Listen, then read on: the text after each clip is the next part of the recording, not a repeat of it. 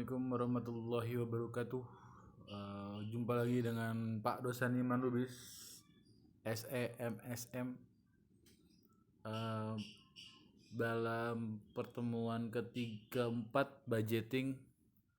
Tapi ini kok nggak ada judulnya ya? Kayak buku dipotong-potong. Aduh, modulnya kemana ini? Oke, lanjut lagi ya. Saya sengaja tidak menjelaskan terlalu jelas karena fungsi saya di sini bukan mampu menjelaskan tapi mampu membandingkan ya, membandingkan karena kan S1 itu membandingkan. Jadi saya suka bandingkan dengan sesuatu, kadang terlalu sarkas, kadang terlalu buruk, itu agar kalian menganalisa ya. Hanya menggelitik rasa analisa kalian saja ya. Bukan tutorial penjelasan itu sih, bukan mahasiswa harus bisa menganalisa ya. Itu sangat teknis dan kita itu konsep ya. Lanjut lagi. Nah, forecasting ini adalah perhitungan statistik yang sudah kalian dapat di statistik 1. Ya. Jadi kalau kalian nggak tahu, kalian buka saja statistik 1 ya. Mengenai analisa tren. Dia masuk ke bab time series ya. Ada namanya semi average ya.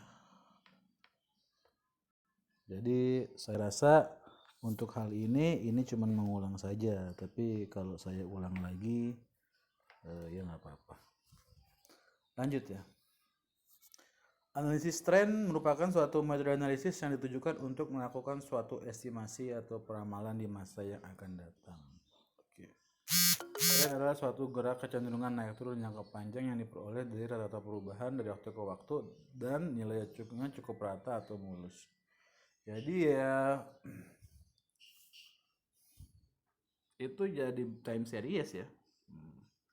Garis tren bebas ya, ini digunakan pada umumnya. Metode tren bebas cenderung digunakan sebagai analisis pendahuluan yang akan memberikan gambaran awal dari suatu permasalahan yang akan dihadapi.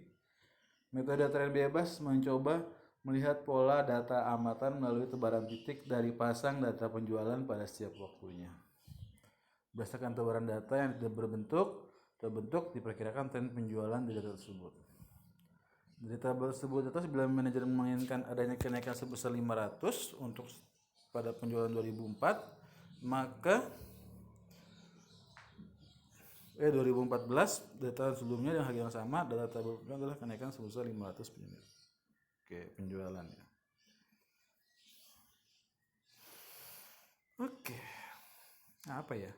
Garis tren bebas. Oh iya.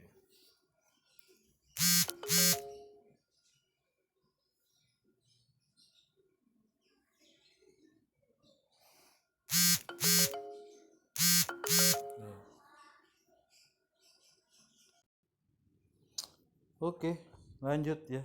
Ya, tren bebas ini kayaknya sih berdasarkan tebaran data saja ya. Dan berdasarkan keinginan subjek aja ini kayaknya. Kalau tren metode setengah rata-rata, semi average, wow, jadi kecil.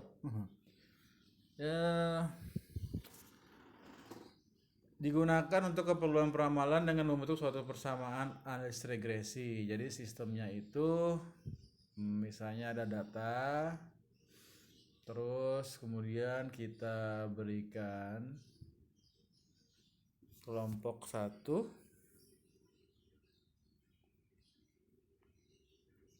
ya, kelompok K2, jadi kita bagi 2 kelompok data tersebut.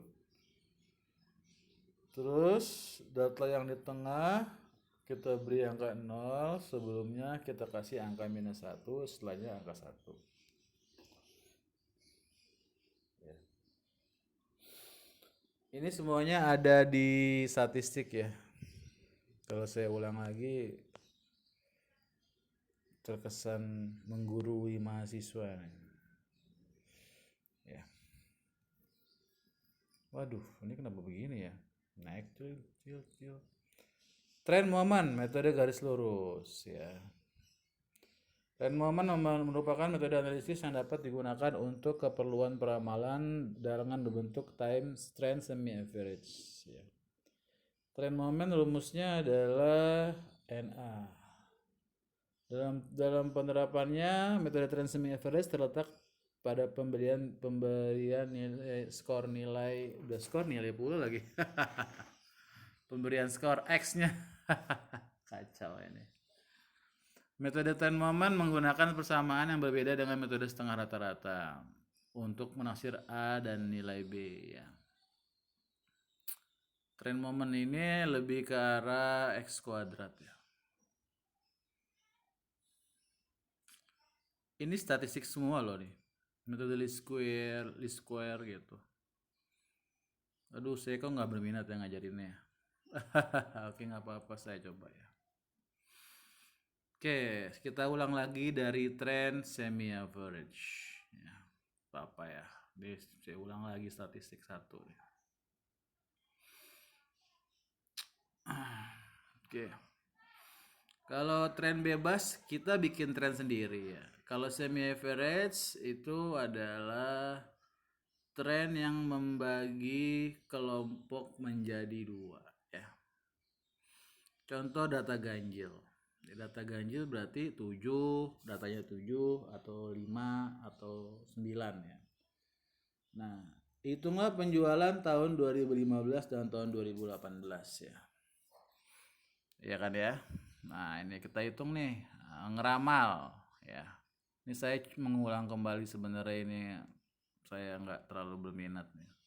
Karena sudah pernah diulang dan ini easy banget, kalau udah diulang tuh easy harusnya ya. Mengelompokkan data kelompok menjadi 2. Jadi kita kasih dulu nih kelompoknya 2. Ini kan data ganjil nih. Data ganjil. Makanya kalau data ganjil biasanya di tengahnya kan ini 2010, 2011, 2012 ya. Jadi kita bagi 2 dulu nih ya. Ini kelompok satunya di atas, kelompok 2-nya di bawah gitu ya. Gitu. Menentukan periode dasar. Misalnya diasumsikan dasar menggunakan tahun tengah tahun ke-1 ada 2008. Nah, biasanya tuh periode dasar itu di tengah-tengah sini. Periode dasar 1 dan periode dasar 2. Ya. Nah, menentukan angka tahun. Karena periode dasar kelompok 1 adalah 2008, maka berangka tahun X sama dengan 0 ya. Maka angka tahun 2007 sama dengan -1 dan angka tahun 2009, 2010, 2011, 2012 adalah angka 1, 2, 3, 4. Oke. Ngerti ya? Jadi nih kita buat lagi di sini grafik tabelnya ya. Waduh.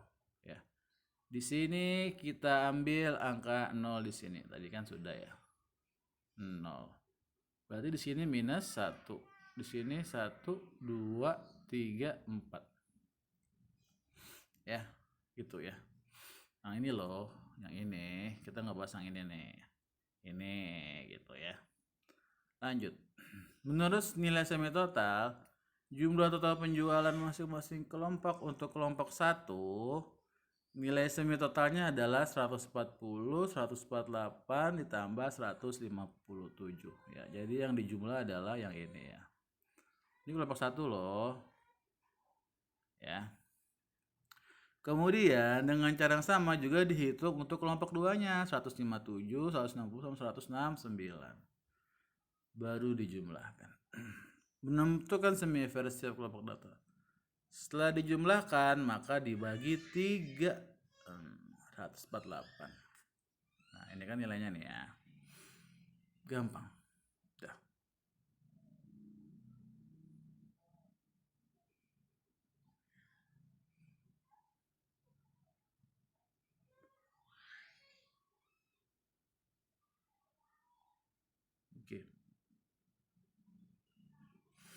Lanjut ya. Nah, contoh ini dijumlahin nih ya, 454. Ini sangat buruk sekali.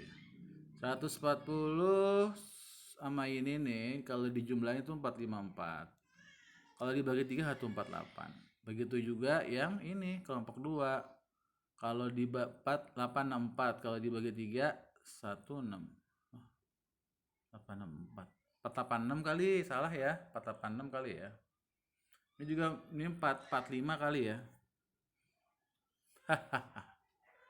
Bingung nih. Jadi bagi 3 sama dengan 162 ya.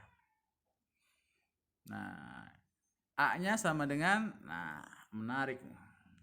Kalau kita ambil nolnya di 2008, kenapa kok ngambil 2008? Katanya kalau semi average itu kita ngambil dari tengah kelompok 1 atau kita ngambil dari tengah kelompok 2. Nah, itu karena caranya begitu ya.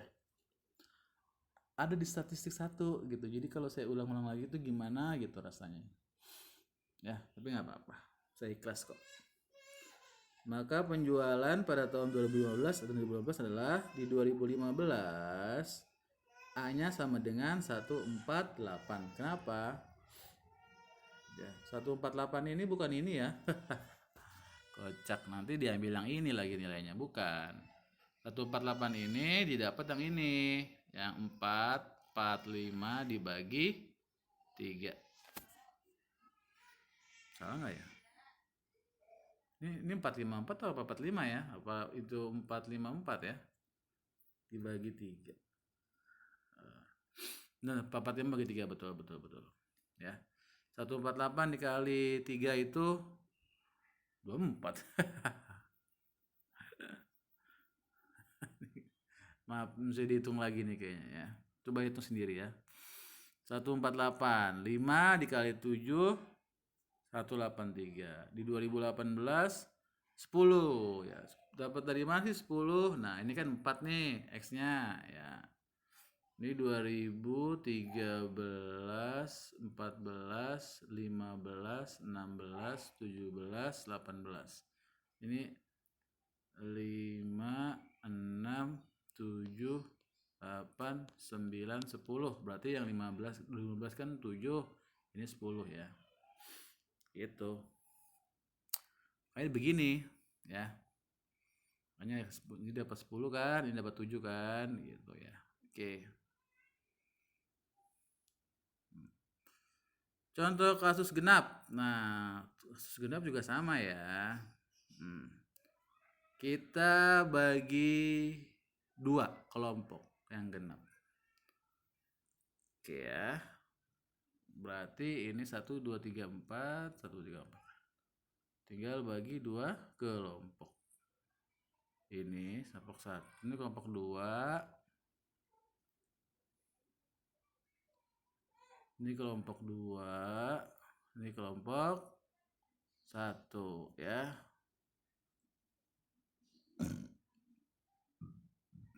Oke, lanjut. Sorry ya.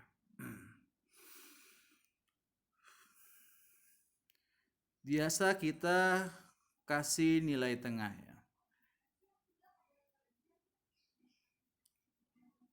Nilai tengah dari 4 itu ada di 2,5 ya.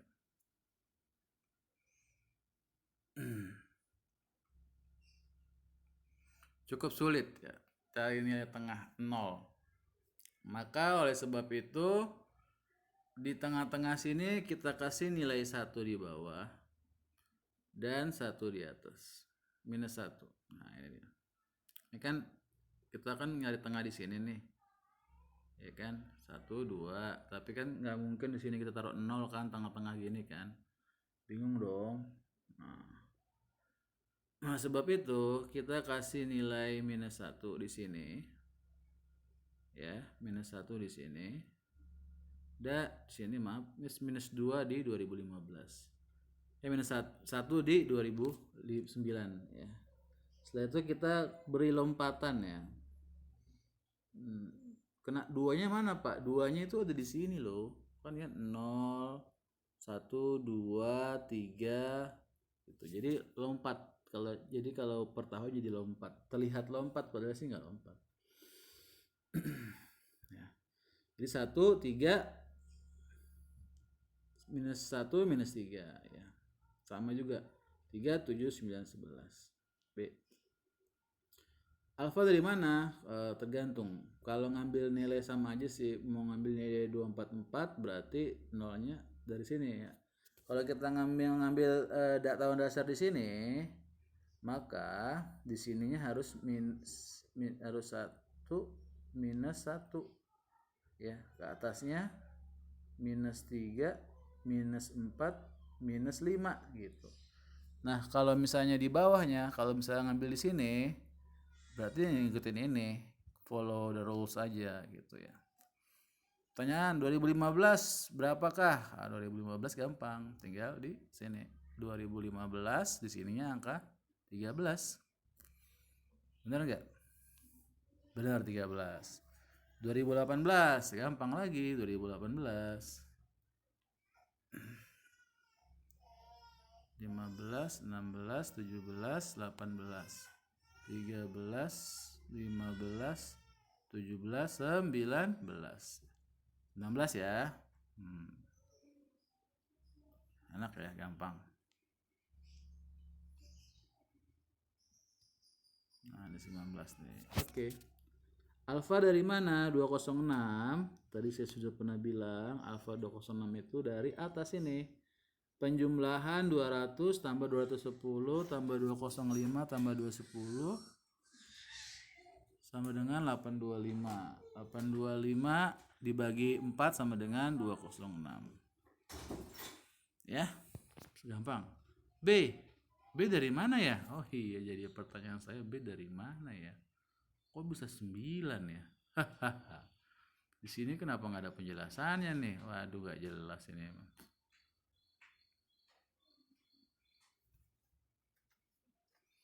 Dari mana nih angka 9 nih? Ayo coba ke atas. Beta, nyari beta ini 5. 5 dari mana ini?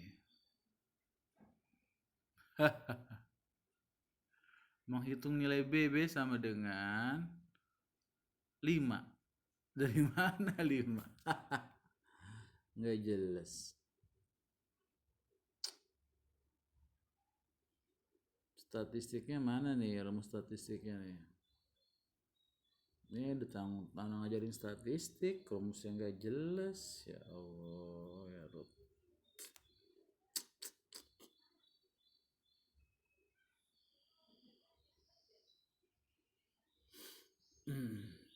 B sama dengan 9. Oke. Oke ya. Mungkin begini kali ya. Oke, B-nya dihitungnya begini ya. B sama kayaknya hitungannya gimana sih? Sebentar ya rumusnya. A2 dikurang A1 dibagi dengan tahun 2 dikurang tahun A1. Tahun A2 ya. Contoh. Di sini aduh. Di sini A1-nya sama dengan 206. Tahun satunya sama dengan berapa nih? Waduh. Tahun satunya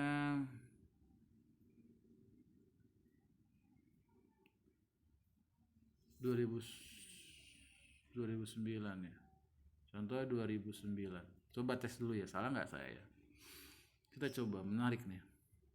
Terus A2-nya A2 sama dengan 244. Tahunnya sama dengan 2013. Oke. Jadi rumusnya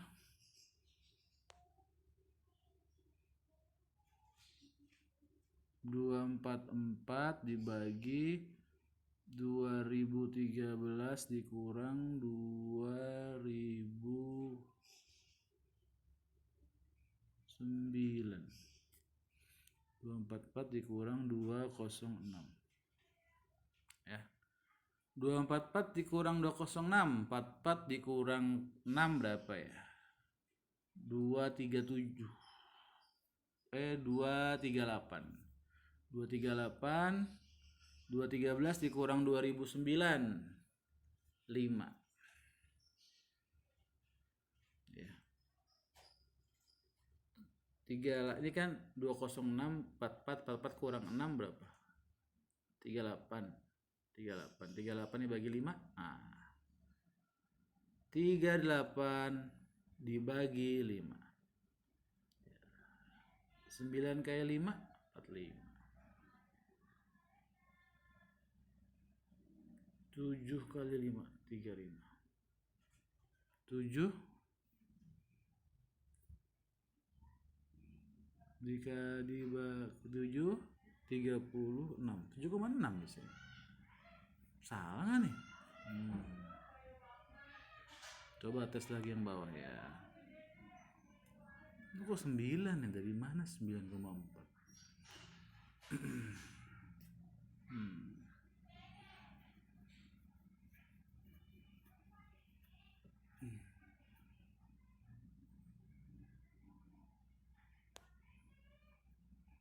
Salah mungkinnya dia ya.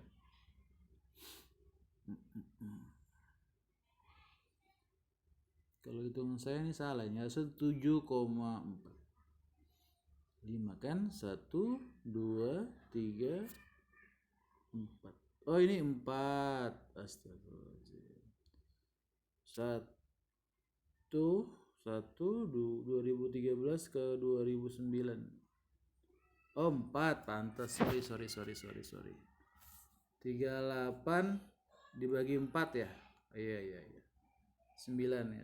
4 9 kali 4 36 20 bagi 4 9,5. Benar 9,5. Betul. It's right. Saya salah di sini. Harusnya kan 244 dikurang 206 dibagi dengan 2013 dikurang 2009. Berarti 38 dibagi 4 ya, bukan 5. Salah. Di 9. Benar. Itulah jawabannya gitu ya. Ada di statistik 1 ya jawabannya. Saya banyak sampai 22 menit. Lanjut lagi. Nah, kalau menggunakan kuadrat atau metode trend moment itu caranya seperti ini aja ya. Cuman X-nya dicari angka dasar 2006. Oh, ini kok begini? Gimana lagi? Iya. Nggak jelas ini. Kalau di statistik sih angka dasarnya tahunnya itu di tahun di tengah ya. Tahun di tengah angka dasarnya. Tapi ini dia pakai di tahun di 2006 ya. Saya nggak tahu nih soalnya gimana nih. X-nya ya. Tinggal dipakai rumus yang ini saja ya. Tinggal dimasukin saja rumusnya. Ini udah rumus baku seperti ini ya. Jadi kita ikutin follow jumlah X terus jumlah X ditambah BX kuadrat ya, tinggal dikali-kali saja kan. XY aduh kok gini ya, mungkin pusing banget ini. Jumlah X nya harusnya 0 ya, tapi di sini jadi enggak 0 ya. Jumlah X kuadrat, jumlah XY dikali-kali saja X kuadrat, tinggal dimasukkan ya. Persamaan 1 24 800 sama dengan 5A. 5 ini adalah N-nya 5 tahun. 1, 2, 3, 4, 5 ya. N-nya 5 tahun. Ini N-nya 5 tahun ya. Ini N. Terus 5A, 5 kan. Terus 10B. 10B jumlah X. Jumlah X-nya adalah ini. Oke, terus persamaan 2 ya, jumlah XY ya. Jumlah XY adalah 5490. Jadi dia 5494. Sama dengan kalau di sini rumusnya A jumlah X. Jumlah X-nya sama dengan 10. Apa sih ini selalu begini? Balik. Oh, ini kepencet. Ya. Ini 10 ini adalah jumlah X-nya, 10A. 30B adalah X kuadrat, ya, B. Tinggal dieliminasi. Dapat minus 10B, B sama dengan 61,25. B dapat A-nya adalah 5. Maka jadilah rumus Y sama dengan 36,7670 dibagi, bukan A-nya 5 ya, salah. 1.828.350 dibagi 5 sama dengan 61,245 untuk B, dan untuk A adalah 365. Dapat dari mana? Oh, ini dia. Ini dia ya. Oke. Tinggal penjualannya tinggal dimasukkan ya. Kalau misalnya 5 berat 2011 berarti 5 ya. Di sini 2011 5. 2012 jadi 6 ya. Gampang. Least square rumusnya gampang ya. Yang penting ada tahun sama penjualan, tinggal di X kuadrat sama XY. Tinggal dia sama dengan A plus BX rumusnya ya. A-nya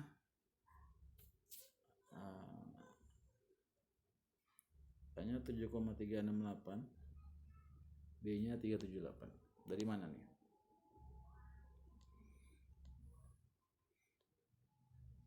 Ini rumusnya nggak jelas ya. Mana nih rumusnya nih? Aduh.